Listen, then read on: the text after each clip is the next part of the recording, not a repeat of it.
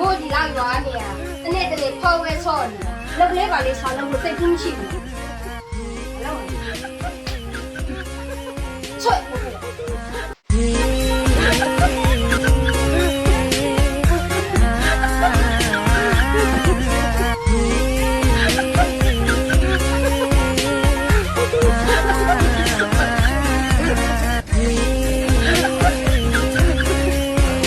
မဟုတ်ဘူးဟဲ့ပြင်းလို့မီးထိုင်กินထားတာစိတ်ပိန်နေ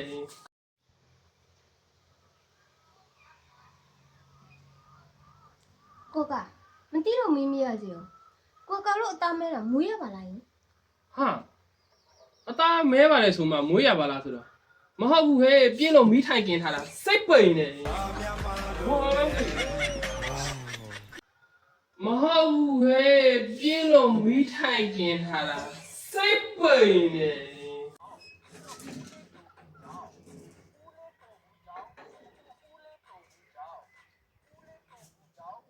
အတမေးမခေါ်နဲ့မဲလို့မဲတယ်လို့ခေါ်တဲ့ဟာကို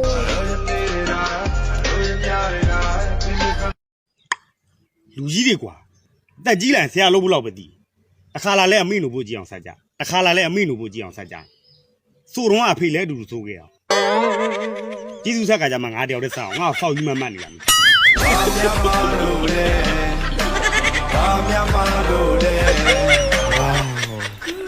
ကြလေးလေး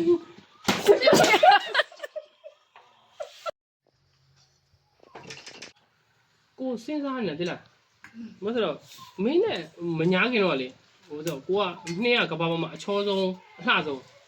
ဒါပေမဲ့နှစ်နဲ့ညာပြီးနောက်ပိုင်းမှာလေကောင်မလေးတွေပေါ်လာမင်းချောချောကြီးသေးလားအချောတယ်ချစ်ဖို့ကောင်းနေချစ်ချင်စရာလေးလေး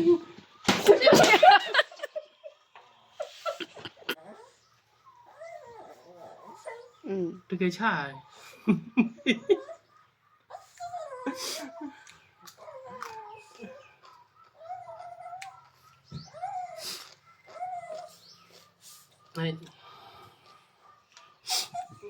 နေပါထွက်